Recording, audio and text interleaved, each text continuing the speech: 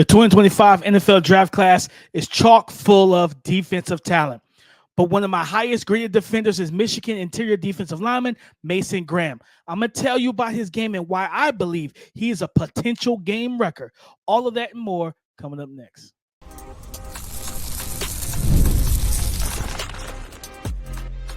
You are Locked On NFL Draft, your daily podcast covering the NFL Draft. Part of the Locked On Podcast Network, your team every day. What's up, family? Welcome back to the Locked On NFL Draft Podcast, your daily podcast covering your favorite draft prospects, part of the Locked On Podcast Network, your team every day. I'm your boy, Damian Parson. You can find and follow me on X at DP_NFL. I'm a senior draft analyst, and thank you for making Locked On NFL Draft your first listen today and every day. Shout out for being our everydayers. And guys, I'm solo dolo. Keith is traveling today, so I wanted to bring you a scouting notebook episode. We are getting into the best interior defensive lineman in the class, Mason Graham from Michigan, a day 2 running back, another day 2 running back out of Rutgers. Yeah, I'm going to get into his game. Kyle Monangai, I'm going to talk about that. And then star linebacker for the Oregon Ducks, Jeffrey Bassa. But guys, before we can get into all of that, gotta say this, guys. Today's episode is brought to you by Game Time. Download the Game Time app, create an account, and use the code LOCKEDONNFL for $20 off your first purchase. Terms apply. Mason Graham, one of the best defenders, if not the best defender on a defensive line, especially in the 2025 NFL draft class, just off of summertime scouting, heading into the 2024 college football season. Listed at 6'3", 315 pounds. This young man is powerful. He's athletic. He is a run defender. He brings a lot of different. He's a 3-down defender. 23 tackles on the season, 39 total pressures and hurries combined, 3 sacks. And I know some people are saying, man, only 3 sacks for a guy that you say is a potential game wrecker. Let me explain. When you turn on the tape, this guy commands offensive line attention. He's getting double teamed. He's a guy that they try to duo block in the run game to move him off the spot. He's getting double teamed in the passing game as well. And this, because if you leave him one-on-one, he's quick-footed, he's quick-handed, he's got powerful hands. Talking about a disruptive defensive tackle who can create constant and consistent backfield pressure and penetration to wreck the opposing offense's game plans. Guys, this young man, Mason Graham, he's ideally a 3-tech, but he can play some 2-eye. What I really love about him, because the thing that's going to stand out immediately is the run game. What he brings to the run game. Talk about being able to corkscrew, right? Contort your upper body, lower body, detach them from each other, and twist and turn to handle double team, dual blocks, not give up ground, be able to hold them at the point of attack, play with physicality, play with power, be able to anchor against the run. He does all of that. A guy, as one of my phrases when I'm scouting defensive linemen, are you a door closer in the run game? And a lot of times it's like, all right, can you, in terms of being able to man one gap, right? Flash your colors. And as a former running back, we hate that. So it's like, okay, I'm supposed to be hitting the A gap, but the defenders in the A gap, but they can stack the offensive lineman into the next gap, the B gap, right on the very side of that A gap. Close that door. Now I don't have a way to run in between those two spots. I got to then jump, cut, bounce it outside as the running back. That's not what you want to see, and he does that when he gets those one-on-one opportunities. He's got a quick, evasive swim move, long arm over. He's agile. He's got good flexibility for the most part for a big body guy. And again, the pass rush, he has multiple moves in his bag: double hand swipe, long arm over, push pull. He does different things, and he knows how to get into the backfield. He knows how to put that pressure on offensive lineman. He can walk an offensive lineman back into the hip pocket of their quarterback, right? He knows how to make quarterbacks uncomfortable, and that's why he saw a lot of offensive attention and double teams. So when you talk about a guy that, hey, dare I say he gets drafted to a situation where, let's say Jordan Davis doesn't work out for the Philadelphia Eagles, right? Let's say you put him beside Jalen Carter. Dallas Cowboys, Washington Commanders, New York Giants offensive lines, good luck blocking that because it's not going to be easy, right? Mason Graham, it's that gravitational pull. And I'm not saying, I love my basketball and football analogy. When you watch Steph Curry play, right? When you watch Nikola Jokic, they make people's jobs easier. I never said they make people better on the court. They make their jobs easier because the defensive gravitational pull. Well, it's the same thing for him as for Mason Graham as a defender. He has the offensive gravitational pull that they have to key in on him. They have to know where he's aligning. Sometimes he lines up at defensive end. He stood up as a stand-up outside rusher, stand-up outside defensive end on a couple snaps, and I was like, okay, this is impressive for a big 315, almost 320-pound guy. I think some of the question marks are going to be arm length. I think it's functional. I think it's good and everything. I think it's going to meet some thresholds, but I do feel like he cannot play late, right? He can't come off the ball late. He can't shoot his punches super late because if the offensive linemen with longer arms are able to get their hands on him, it can just delay and stall out his rush. He's got a great motor, so he's going to fight like tooth and nail to get back there. But it's just all about what that does is slow down his efficiency and his ability to have success on that particular rep. So that's why I look at that, right? Ankle flexion. So no, he's not somebody I want rushing off the edge a lot. Or you think about the games on the defensive line, the twists and the stunts, right? The ET, TE stunts. If he's the looper, I don't want him coming from backside A or B gap to running around the entire offensive line on the opposite side of the formation. No, I don't like that because even if he gets clear, now he doesn't have the ankle flexion or the rotational hip flexibility to be able to just turn that corner effortlessly, flatten his path to the quarterback and make the play. No, he's going to have to chop his feet. It's like a big rig trying to slam on brakes after going 80 miles down the interstate. Yeah, it's like that situation. And that, for me, is why I don't want him at. I want him, if I'm going to run some stunts with him, it's going to be TT, tackle. And if it is going to be ET, it's got to be play side, not backside. You're going to be looping around the play side or around the short side on your side. I'm not going to have you loop around the entire offensive line where, okay, you're playing 2-eye or 3-tech. I got your side, your defensive end on your left. If he's crashing down to create that surge of penetration and you're looping, that's why I want that short loop. I don't want the long loop, the wide loop. That just creates just segmented, like choppy steps, trying to gear down to then gear to turn, flatten, and then gear back up. No, I don't like that. But for me, I think in the face of the quarterback, that's the quickest path to the quarterback, guys, is up the middle of the offensive line. And when I look at Mason Graham, I don't know if there's an interior defensive lineman that does it better than him. And there's still upside because I think that he still has room to grow in terms of being able to have a plan on a snap basis. But when I look at this young man, again, 6'3", 315, 23 tackles, 39 total pressures, 3 sacks on the season, double teamed a lot in 2023. Allowed guys like, I broke down Kenneth Grant, his teammates game. He made his job easier. He made Josiah Stewart, the short, stocky out, short, sturdy build, muscular built edge rusher. Derek Moore, the opposite edge rusher. Even Chris Jenkins, he made those guys' jobs and lives easier because of the attention offensive lines did pay and give him, and the respect, right? He earned that because he's just that good of a player. He's just that disruptive and that impactful. And if you leave him one-on-one, there's a strong chance he's going to get in the backfield. He's a great, dare I say, elite run defender, solo blocks or duo blocks. He's great in the zone game as well, has the lateral footwork and agility to stay on his feet and handle when they're trying to wash him down. He stays upright, being able to stay within range of the football. He is a guy that hunts the ball. He can sense it. It's literally like a wild animal sensing and smelling their prey. He knows where the ball is and he gets to it.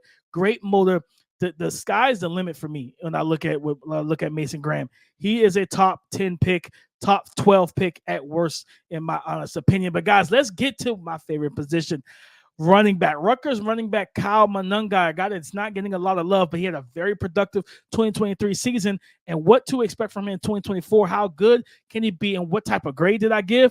I'll talk about that more coming up next on the Locked On NFL Draft Podcast. Today's episode is brought to you by Game Time. Game Time is an authorized ticket marketplace of Major League Baseball, which makes getting tickets faster and easier. Prices on the Game Time app actually go down the closer it gets to the first pitch, with killer last-minute deals, all-in prices, views from your seat, and their lowest price guarantee. Game Time takes the guesswork out of buying MLB tickets. And with summer winding down, it's no better time to take the family to the local MLB ballpark than right now. And Game Time can absolutely be an asset to you because you can go right to the app and find tickets, last-minute tickets, flash deals, zone deals, seats, views from seats in all the venues. All of it, guys. So take the guesswork out of buying MLB tickets with Game Time. Download the Game Time app, create an account, and use the code LOCKEDONNFL for $20 off your first purchase. Terms apply. Again, create an account, use the code LOCKEDONNFL for $20 off. Download Game Time today. Last-minute tickets, lowest prices guaranteed.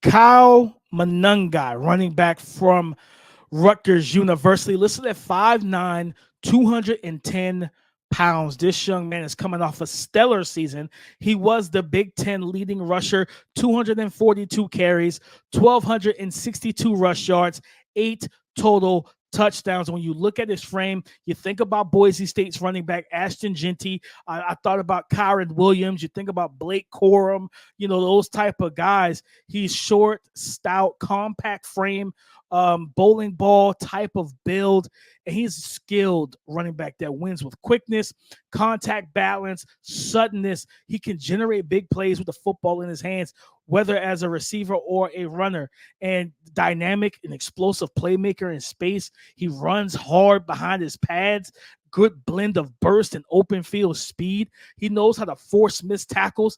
I love the football IQ, the vision and instincts he has, just as a, with the ball in his hands as a receiver, but also running the ball. God knows how to really understand and read blocking concepts, identify leveraging by the defense, man. And again, to me, and I put this in my report over the Draft Network, he is one of those backs. He's going to be a back that teams that do not value the position early, right? He is a zone-based runner.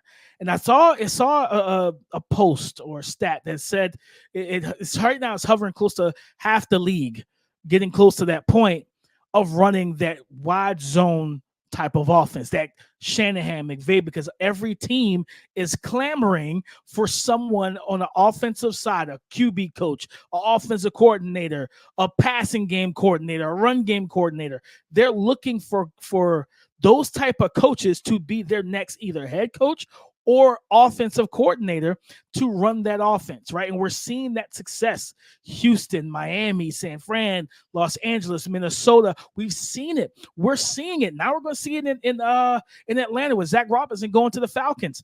With that offense and that run style, that scheme being so prevalent in the NFL today, what does that do and what does that open up? Simple. They're going to be more and more need for zone backs. But then what that does as well is surplus, right? Supply and demand, surplus. We're going to get some steals. We're going to get some great value later. And Kyle Monangai, who I gave a third-round grade to, a mid to high third-round grade, this young man, I think that absolutely he's a day 2 pick for me. I know running back is the value position. And for teams that say, you know what? Ashton Jeanty's on the board. Pass. Let me get the best defender available. Let me get the best offensive lineman available, best receiver available, cornerback, whatever. They're going to value those teams that value the other positions higher on their board, and they want to wait till late in round 3, maybe early round 4. If he failed to round 5, Kyron Williams was the 3rd leading rusher in the NFL in 2023. He was a 5th round pick, ladies and gentlemen. He was a 5th round pick because he came in undersized and he wasn't an explosive athlete. Now, I don't think you have to worry about that when it comes down to Kyle Monangai. I do think that, he, again, is going to be a little bit undersized. Listed at 5'9", 210. I could probably see him being at 205, 210 for sure. Strong build and everything. But, again, he's still undersized. He's 5'9", 5'8", 5'9", somewhere in there. So, dear God, I hope he's not 5'7", because that would really throw a wrench in the plans. But that's the point. Like, he could slip. Right? We could see that happen. And then at the same time, a lot of people aren't watching Rutgers. A lot of people aren't watching Rutgers for offense, right? And I understand, right? It's probably not a great watch for you, but me, I value, they got an offensive lineman that I'll talk about later, on another episode. But yeah, I think with him, he could slip down the board, especially in a loaded running back class. He could slip down the board. And fourth round, a team gets him that runs that wide zone type of offense. They're going to love this young man. I think the things that you want to see are things that I wanted to see more of. They don't use him enough in the passing game. The limited opportunities he's gotten, he's made plays, right? I'm talking about spatial awareness and feel, making defenders miss, getting yards after the catch, being dynamic and explosive in open field. All of that is good. It's legit. It's there, but it's not enough touches. And I think that's what's going to separate him from an Ashton Genty, who I gave a mid to low second round grade on, because Ashton is well used in the passing game, right? And I think I want to see Rutgers get the ball to Kyle Monangai more in space. He can catch the ball and he can make guys miss. He's a Ginsu cutter, and Ginsu knife as a cutter. Sudden, sharp feet and footwork to be able to plant and cut across the face of defenders in the zone game. He has great peripheral vision to where he's reading that outside tackle, but in his peripheral vision, he sees the Red Sea part in the middle of the field. Why bend this and really bounce this play outside when I can get north and south immediately, right? You've seen those still frames on social media where a running back doesn't cut it up and they just keep following the blocks. And people are like, what are you seeing? Well, a lot of times those guys don't have great peripheral vision, so they're sticking to the run play. No, with Kyle Monangai, he has the peripheral vision to cut it up. So for me, I do think that he's a guy that we're going to see, again, 242 carries, 1,262 rush yards, 8 total touchdowns. I want to see more touchdown production, 242 carries. He gets the ball a lot. Give me more touchdowns. I think that's where I do have that question of like, okay, are you going to be a true RB1 for some teams? I could see some teams knocking them down a peg or knocking them down a notch on their board in terms of, he might be better as an RB2 for us. Or if he is going to be the lead guy, I might need to have a big powerful back, a big power back between the tackles that's going to be able to allow me to get those yards in those short yardage situation, right? 4th and 1. Can you push the pile? Can you run and be that bowling ball, that battering ram? Sometimes I have question marks about his ability to do so because of the lack of just body mass, height, leg drive in those specific situations. He's a momentum runner. Like there's runs where he bursts through the lane and a linebacker tries to meet him and he runs through them, man. Like shoulder pad to the chest, and you hear the thud, you hear the physicality, the loud pop. But again, in those short yardage situations, I could see teams having some drawback. And so those are the things I think about. And then pass protection, just a little inconsistent there. I think for him, you have a situation where forward momentum, those linebackers, you got double A gap blitz, fire zone blitz. You got a free runner just screaming full speed. He's not going to stonewall those guys a lot. You know what I mean? And I want to see him stay square, just use proper technique and everything to really kind of like stall that momentum out. Doesn't sustain blocks even when he does that. Sometimes I want to see him latch like a tackle, like an offensive lineman. Get your hands latched, feet going. You know what I mean? I think some of that stuff is coachable and everything, but overall, this is a talented football player. I think it's an RB2, or he could be an RB1 and an RB2 in the league.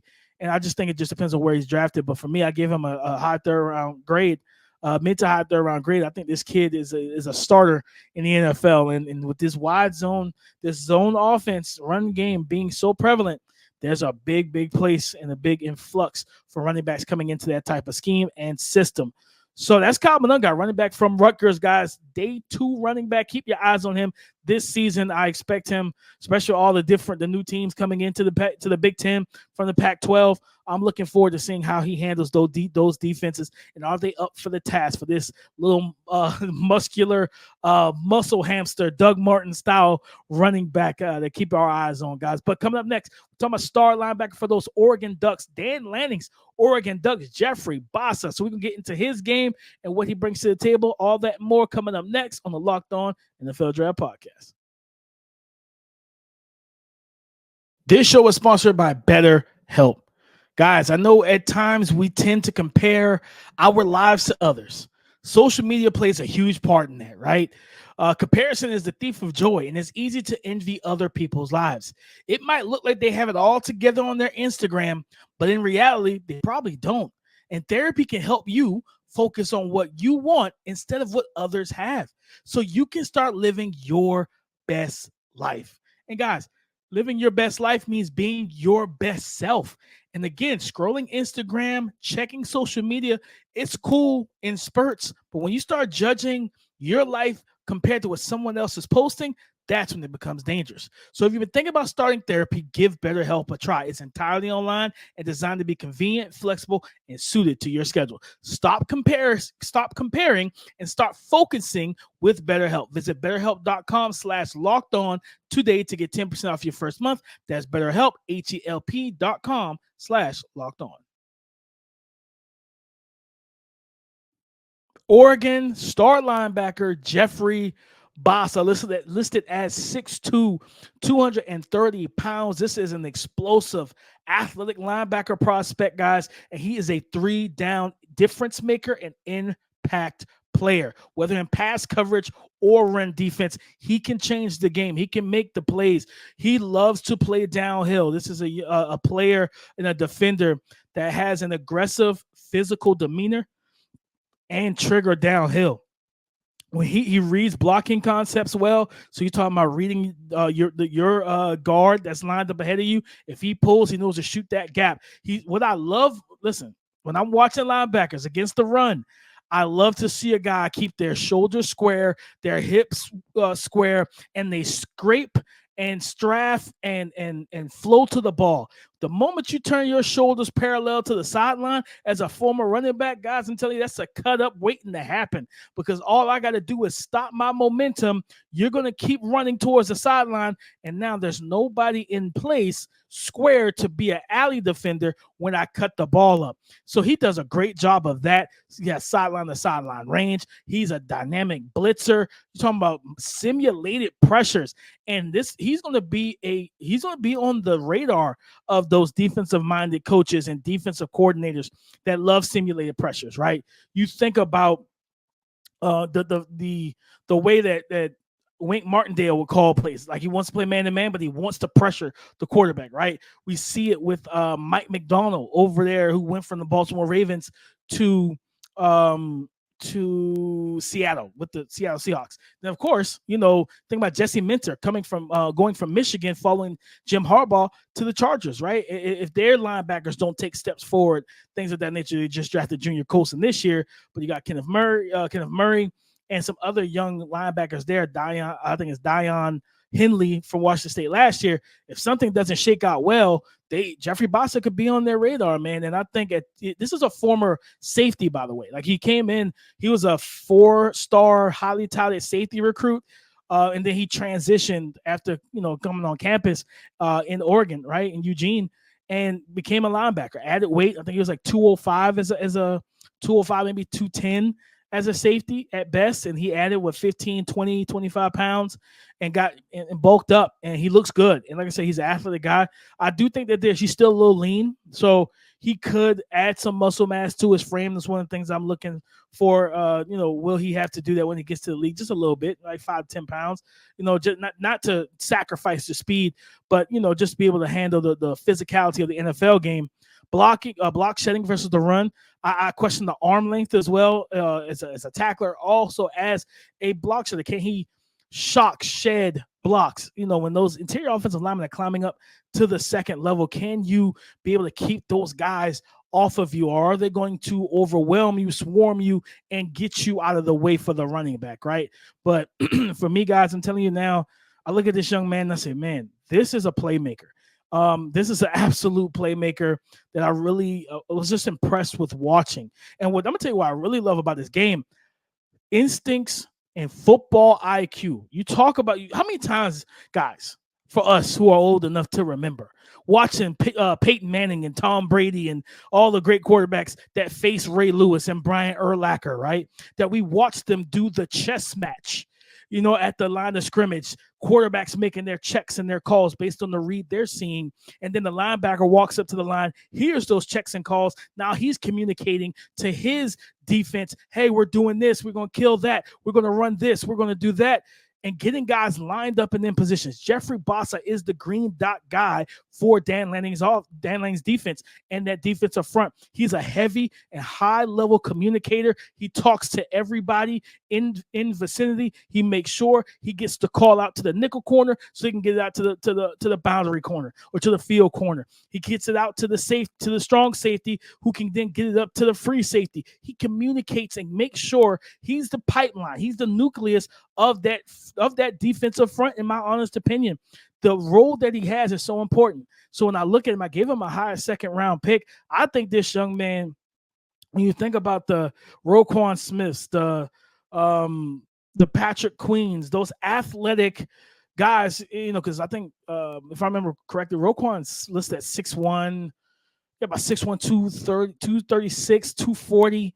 And again, Bassa's listed at 6'2", 230 right now. Again, add anywhere from 5 to 8 pounds is not bad, and it shouldn't affect his ability to stay explosive and everything. So I just look at him. I see all the physical tools and traits, but also the instincts, dropping off in coverage, passing off routes, getting to his landmarks in zone, passing routes off to his teammates, right? But then match man principles and different things like that, or zones where they have the man man responsibility. Hey, if this guy goes if that tight end doesn't sit and he goes vertical, you run with him. He can do those things. If that slot receiver does the same thing, if he runs vertical, you take it, you go with him. He has that type of speed. He has that coverage ability and that upside.